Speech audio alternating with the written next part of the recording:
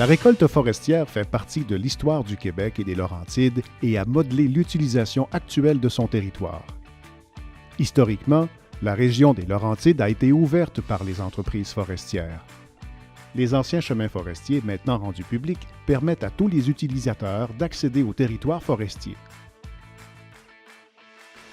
La forêt publique est présente partout dans les Laurentides et oblige une cohabitation des nombreux usagers. Cette situation influence certainement la perception et la sensibilité de la population face au secteur forestier. L'opération d'un chantier forestier laisse rarement indifférent et la région des Laurentides n'y échappe pas. La planification en plusieurs étapes et la multiplication des acteurs peuvent en effet être déroutants. Bien qu'il semble simple et facile de récolter des arbres, il peut se passer plusieurs années entre la planification d'un chantier et l'arrivée de la machinerie en forêt. Pour expliquer cette situation, il faut se questionner sur comment s'opère la foresterie au Québec et plus particulièrement dans les Laurentides. À travers cette vidéo, nous tenterons de mieux comprendre cette dynamique. Partons maintenant sur le chemin de la récolte. La récolte forestière peut être regroupée en 3 grands thèmes: la planification, la consultation et l'opération. Chacun de ces thèmes comporte plusieurs étapes. Rien n'est laissé au hasard et la responsabilité est partagée entre plusieurs acteurs.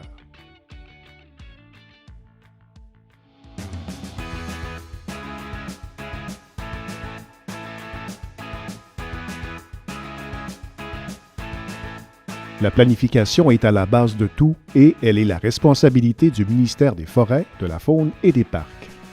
La première chose à faire, calculer la possibilité forestière et identifier les secteurs d'intervention potentiels. Le ministère, on est tenu d'approvisionner, de fournir des garanties d'approvisionnement aux bénéficiaires. Donc ça, c'est notre information de base. En premier lieu, il y a la carte éco-forestière qui est faite par le ministère. Donc, il va rassembler toutes les données forestières, la maturité des peuplements, la densité, le type de sol. Donc, ça va être un outil de base qui va être géomatique, qui va nous permettre d'établir un peu le portrait de la forêt. Est-ce que la forêt est effectivement mature? Parce que c'est des cartes qu'on a. Donc, on va aller voir sur le terrain. Y a-t-il des affectations du territoire qu'on n'aurait pas vues? Présence d'espèces comme des éronnières qui pourraient entraîner des modalités particulières. Donc, ça, c'est le ministère qui le fait. À partir de ça et d'autres données, le forestier en chef qui va calculer une possibilité forestière, savoir quel volume est-ce qui peut être prélevé annuellement de façon à ne pas réduire la capacité forestière de la province. Pour garantir l'approvisionnement des BGA, le ministère dépose en janvier de chaque année une banque de chantiers disponibles et prêts à être récoltés. Cette banque représente l'équivalent de 2 ans de récolte pour les BGA. En prévision de la saison qui débute le 1er avril, les BGA sélectionnent dans cette banque les chantiers qu'ils souhaitent opérer durant l'année. Le ministère doit par la suite redéposer des chantiers dans cette banque afin qu'elle comporte toujours une réserve de 2 ans. C'est ce qu'on appelle la garantie d'approvisionnement. Le ministère, dans le fond, va planifier 200 de nos secteurs d'intervention. Un an à l'avance, dans le fond, il nous propose 200 et nous, on doit sélectionner là-dedans où est-ce qu'on va aller opérer.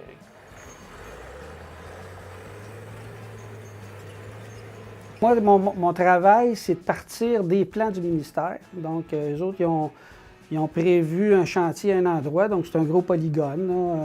Puis là-dedans, il y a différents traitements sylvicoles et puis il y a de la voirie forestière. Donc, j'ai 3 couches d'informations qui viennent du ministère. Puis moi, je les amène avec d'autres couches, donc tous les autres intendants du territoire que je mets sur une carte.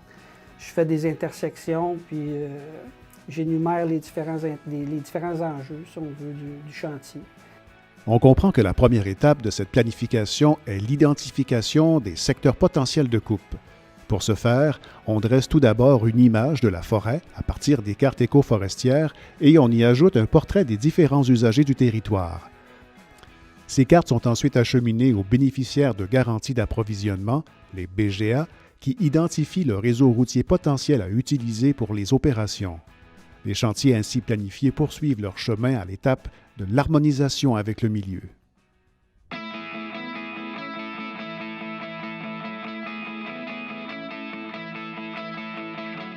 Le ministère des Forêts, de la Faune et des Parcs présente tous les secteurs d'intervention potentiels dans le cadre d'une consultation publique.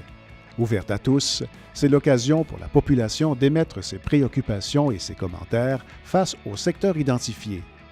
Des plateformes interactives et des soirées de présentation sont parmi les moyens utilisés pour diffuser l'information et recueillir les commentaires. C'est nous autres, le service de gestion intégrée, qui a le mandat de coordonner les consultations publiques du ministère. Donc, le ministère fait sa planification, mais nous, on la présente. Et quand on la présente, bien, on va chercher un maximum de gens qu'on pense être concernés par ces chantiers-là, puis on va les rejoindre personnellement. On envoie des lettres personnellement aux piégeurs, à des villégiateurs, des associations de villégiature. Puis ces gens-là, bien évidemment, leur responsabilité, c'est de consulter la carte, voir s'ils ont des préoccupations à émettre, et puis de le faire, de participer à ces consultations publiques-là. Venir à des consultations publiques comme ça, c'est une façon de tranquillement s'approprier le vocabulaire, comprendre les préoccupations, essayer d'avoir une ouverture d'esprit vis-à-vis de ce qui se fait, mais aussi d'influencer le processus, c'est clair. Puis il y a toutes sortes de perspectives qui peuvent être différentes et on veut apporter celle de la population. Plusieurs initiatives dans les Laurentides, comme les comités ciblés qui établissent une communication en continu entre le ministère, l'industrie et la communauté, viennent bonifier le processus de consultation prévu dans la loi sur l'aménagement durable des forêts. Les comités ciblés sont une autre porte pour les citoyens pour émettre leurs préoccupations. Les municipalités, on les consulte de façon très régulière aussi pour qu'ils puissent émettre leurs préoccupations. Je pense qu'il nous aide beaucoup. Moi, ce que je peux voir de mon expérience dans les 2 dernières années, les comités ciblés, qui sont des comités qui se tiennent dans le cadre de chantiers spécifiques. C'est un comité qui va vraiment servir au côté opérationnel d'un chantier, d'arriver à une harmonisation au niveau des opérations comme telles.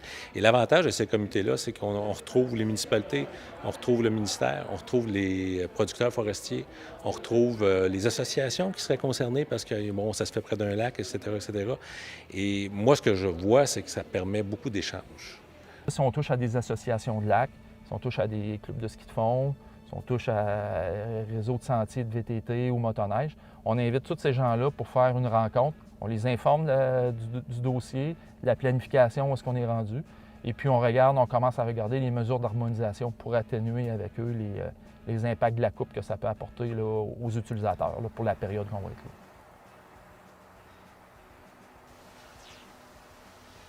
Nous, là, on a 25 km de pistes dans les terres publiques.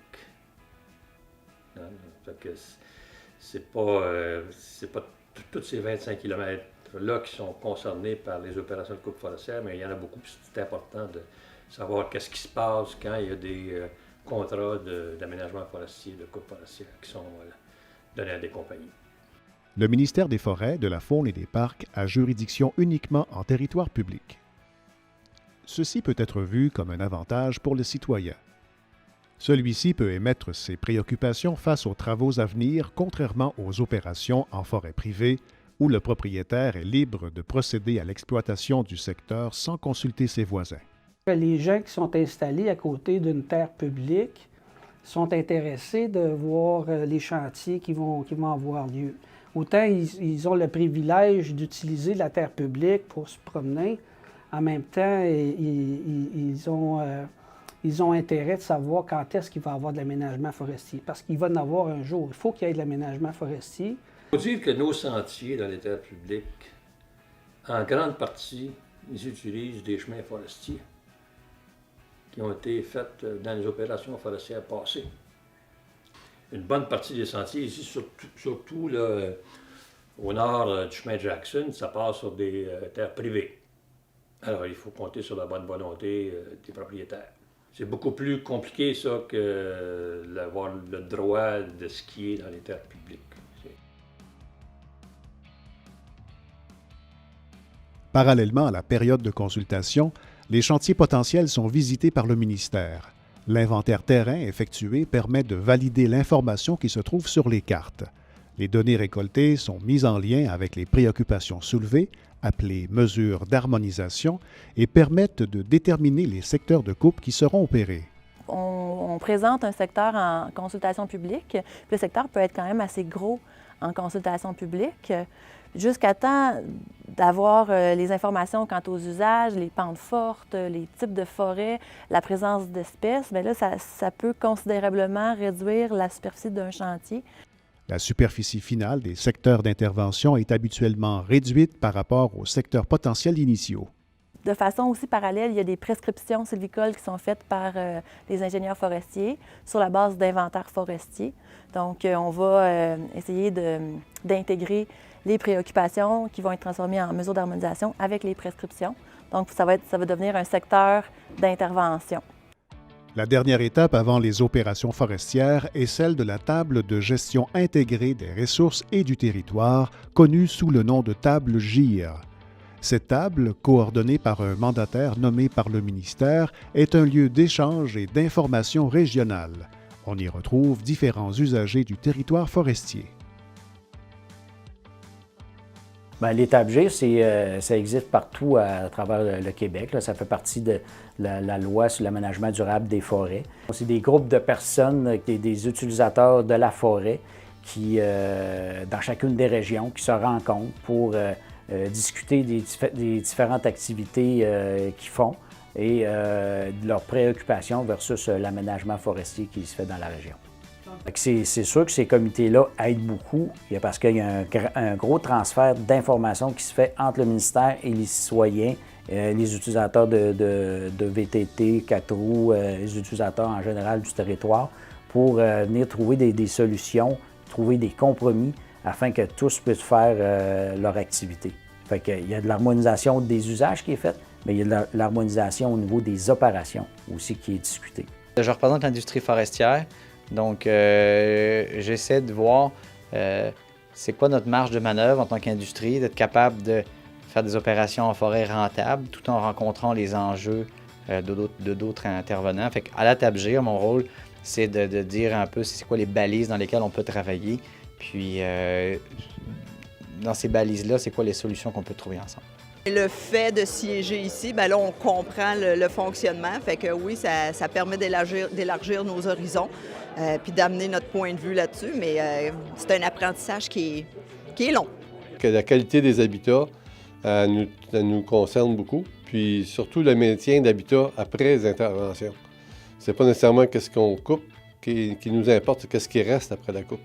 Il y a quand même des orientations du ministère qui touchent la biodiversité, qui touchent les habitats fauniques. Tout ça contribue à améliorer les habitats ou améliorer les relations, les discussions sur le maintien des habitats. Lorsque la planification et l'harmonisation sont terminées, sommes-nous prêts à opérer le chantier? Non, quelques étapes doivent encore être complétées avant que la machinerie puisse entrer en forêt. Le ministère, avant chaque chantier, organise des rencontres de démarrage dans lesquelles s'assure de transmettre toute l'information pertinente aux industriels qui vont faire les opérations sur le terrain.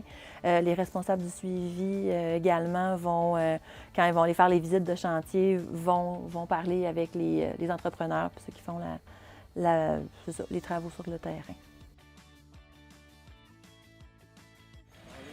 On va aller au sentier de ski de fond, hein? On va aller voir ça, c'est beau.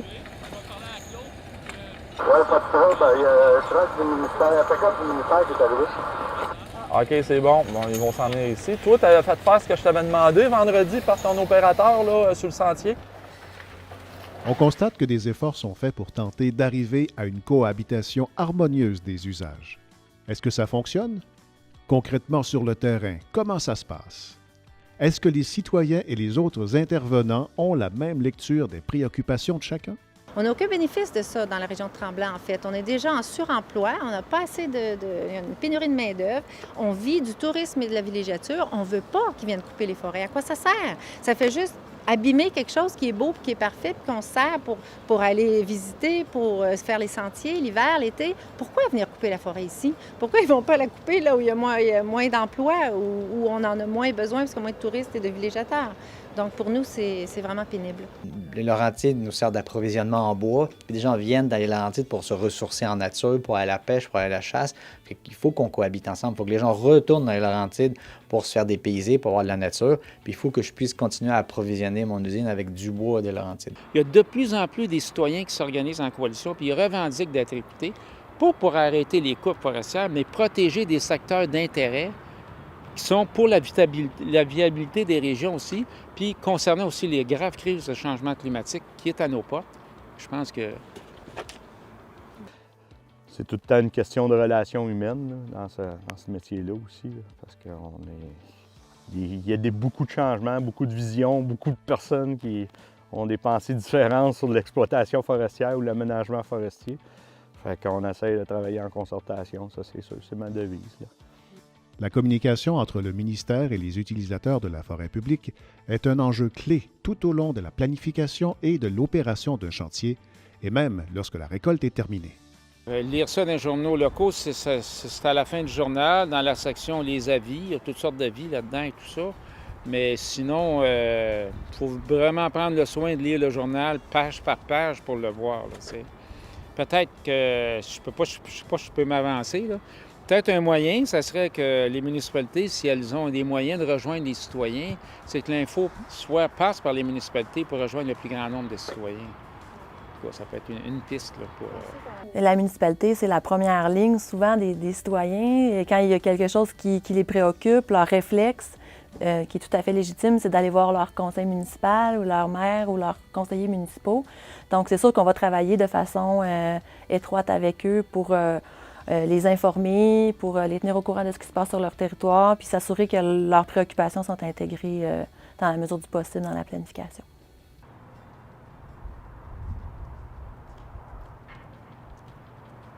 La municipalité, dans le transfert de l'information, dans le cas d'une coupe forestière, souvent, on est juste vu à communiquer l'information de la coupe forestière. C'est pas tout le monde qui va avoir un agent, par exemple, en communication. Nous, les méthodes qu'on va utiliser pour diffuser l'information, ça va être beaucoup par le site web, par les infolettes qui sont transmises par le site web aussi. Fait qu'on vient aussi cibler Internet, qui n'est pas non plus accessible à tout le monde, qui est une autre problématique. Internet, notre infolette va rejoindre à peu près 20% des citoyens. Le site web va avoir une plus grande portée, plus de 20% des citoyens, mais ça reste quand même pas tout le monde, là. On essaie d'informer, mais c'est toujours plus difficile. On ne peut pas demander à tous les citoyens de s'impliquer, de tout comprendre et de tout savoir pour que quand ils veulent émettre une préoccupation, que ça soit efficace. C'est pas toujours facile à ce niveau-là. Au Québec, le défi est de permettre à tous les usagers de la forêt publique d'en profiter équitablement en assurant sa pérennité. Dans les Laurentides, la proximité des chantiers, la villégiature et la multiplication des utilisateurs de la forêt publique rehaussent ce défi de conciliation des usages. Avec ces initiatives de consultation, les Laurentides sont en quelque sorte un laboratoire en matière d'harmonisation et d'acceptabilité sociale. On est comme un laboratoire, la MRC des Laurentides, parce qu'on retrouve beaucoup d'usages qui se côtoient. On a la villégiature, on a la foresterie, on a le récréatif. Donc, tout ça est mixé. Hein? On a une proximité chez nous qui fait que des fois, il y a toute la question d'acceptabilité sociale qui est très importante. Je pense que dans les Laurentides, on est un peu le laboratoire de tout ce qui va fomenter plus tard là, dans d'autres régions. Donc, d'où l'importance de s'en occuper maintenant. Pour mesurer l'impact de son implication, le citoyen doit d'abord comprendre le langage utilisé. La vulgarisation et l'éducation faites au quotidien par des organisations indépendantes, comme Table Forêt Laurentide, peut certainement contribuer à mieux faire comprendre la dynamique de gestion de la forêt publique. De façon générale, on constate que la planification et l'harmonisation d'un chantier répondent à l'objectif de concilier les attentes des différents intervenants d'une coupe forestière. Toutefois, des irritants peuvent tout de même ressortir durant l'opération d'un chantier. Alors, comment expliquer qu'un écart puisse persister entre l'impact perçu et l'impact réel? Les outils de communication sont-ils suffisamment accessibles pour joindre les différents publics? L'éducation forestière peut certainement y contribuer.